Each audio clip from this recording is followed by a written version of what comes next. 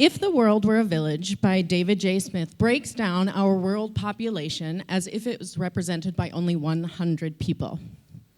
13 speak English, 79 have televisions, 16 cannot read. With the goal of promoting world-mindedness and helping children understand that the lives of others are very different from their own, it identifies all the many types of people that would be part of that village. But did you know there are actually only 3 types of people in the world? Those who can count and those who can't.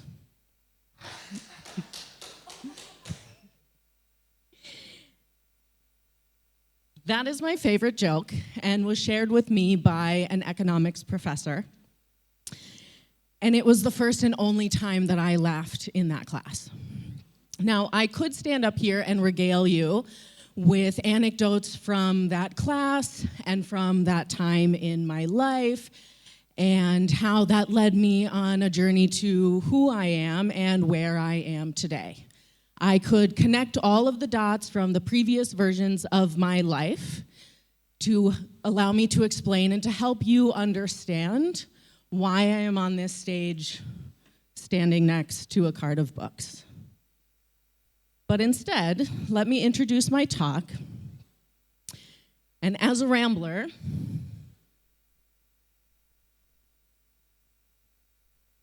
let me tell you a story. From humble beginnings as a strawberry picker in small-town Wisconsin to an ESL teacher in Korea to now a current librarian in Bangkok, my love of stories has followed me everywhere.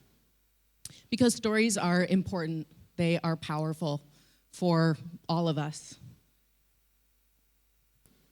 The ones we share, the ones we hear, and the ones we tell ourselves. Stories can teach us life lessons. They can help shape our perspective of the world. They can find us when we need them most, and they can give us hope. There are many stories that I could share today, but I will just give you a few. You'll have to count. The first is of a tiny T-Rex named Penelope. She is starting kindergarten, and she's very nervous. She has loads of questions. But when she arrives at school and sees her classmates, all of this fear and uncertainty fades, and she is filled with delight because all of her classmates are children, and children are delicious. So she gobbles them right up. Horrified, her teacher says, absolutely not, children are not snacks, and she forces her to spit them out. It is not a great start to the day, but Penelope is determined to make friends. She tries playing with her classmates at recess, but none of them are interested in going down from the top of the slide to land directly into her open mouth. Next, she thinks, okay, I'm gonna dazzle them with my art, and she shows them a beautiful painting of her about to munch on a kid. Finally, lunchtime rolls around, and she tries to show kindness to a classmate by saving him a seat, which just so happens to be on her plate.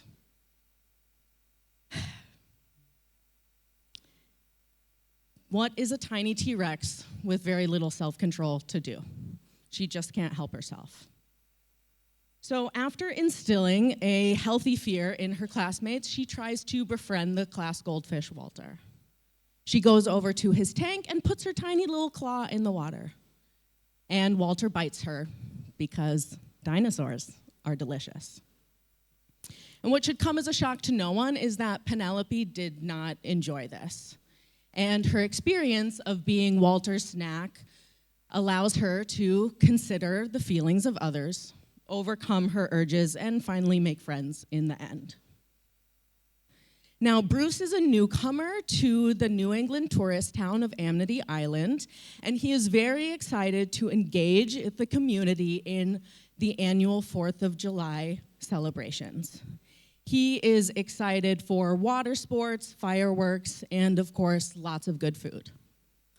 So he makes his way to the beach, and as he gets closer, he thinks this is great. There's plenty of people out.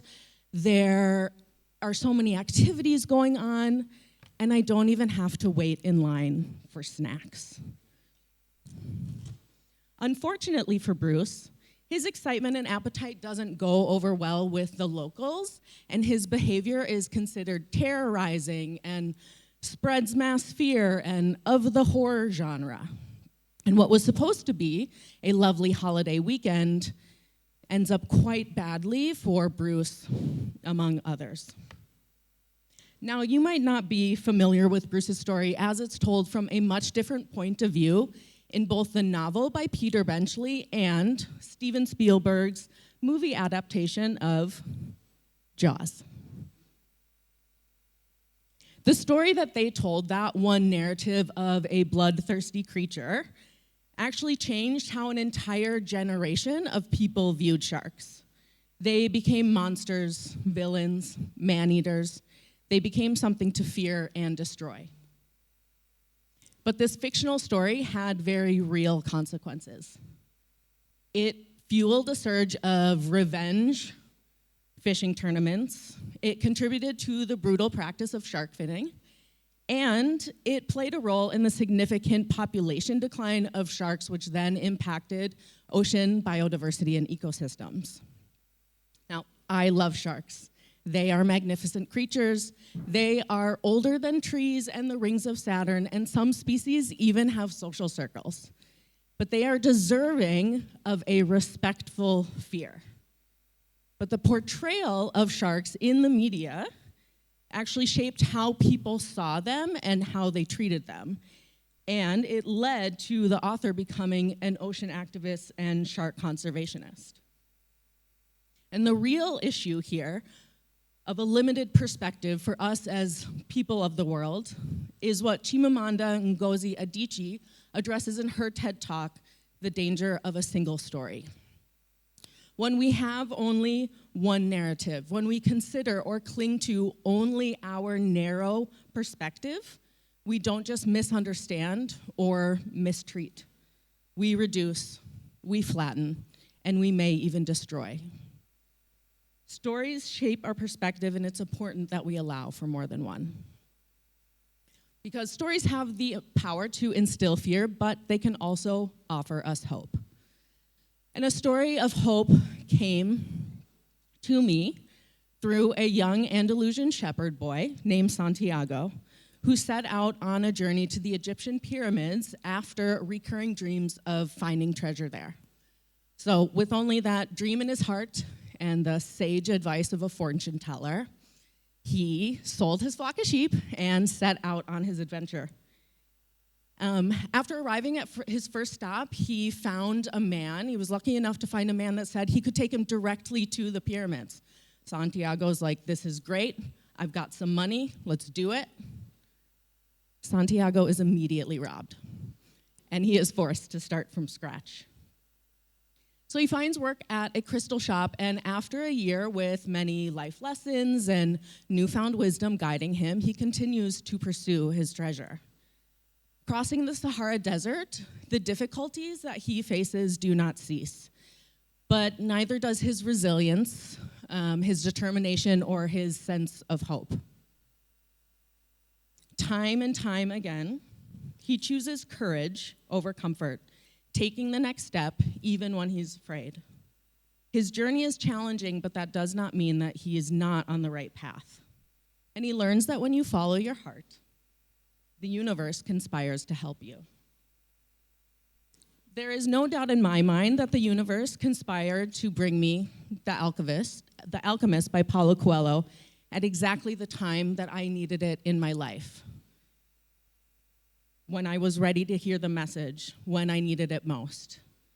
It found me when I was coming here to Thailand and embarking on a journey of my own, restarting my life and rediscovering who I was. It found me with a dream in my heart, no fortune teller, and very little money. It found me when I chose courage over fear and just needed to hear that I was on the right path.